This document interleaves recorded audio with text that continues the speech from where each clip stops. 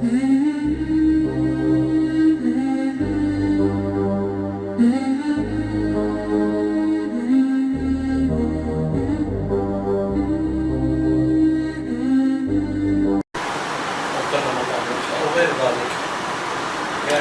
حتى لو كانها أصل الفدوى كما قال النبي صلى الله عليه وسلم غير ذلك، فإنها قد تترك لأمر أن أصبح هذا الأمر هو شعار لأهل البدع وشعار للزنادقة في هذا الزمان، يعني يدخلون في هذا الباب. يعني حتى الآن يتخيل حتى لعوام المسلمين إذا سمعوا أحد يعني يقول فاطمة عليه السلام أو علي عليه السلام ذهب إلى أن هذا الرجل هو صاحب منهج بدعي أو منهج شيعي رافضي.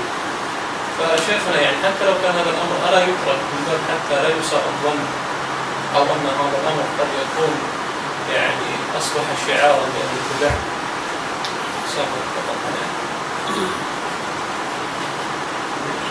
هو الآن نعم صار شعار، فتجد أن يعني الشعار البدع السلام على فاطمة رضي الله عنها أو علي أو أبي عبد الله، قال أبو عبد الله عليه السلام. والذي الله أعلم نرى أن نتجنب هذا القول، لا نصلي إلا على نبي.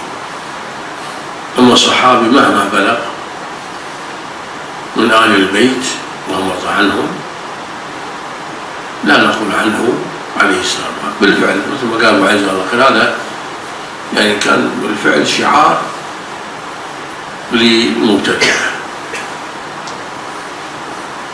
ما توجد في كتب القوم إلا علي عليه السلام، قول عنه هي لا توجد فيما أعلم إلا نادر، إذا وجد فنادر جدا يعني. فنترك شعار أهل البدع ونقول علي اللهم ارض عنه رضي الله عنه. كل ما تذكر فاطمة رضي الله عنها صل عليها لما أكبر.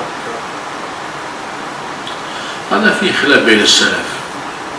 عليها السلام فاطمة بنت الرسول صلى الله عليه وسلم بضعة النبي، ذكر ابن كثير في تفسير عليها السلام، أنا وقعت على كلام السلف عليها السلام، ابن كثير يقول عليها السلام، وبعض السلف يقول عليها السلام. فاطمة في البخاري فاطمة عليها السلام،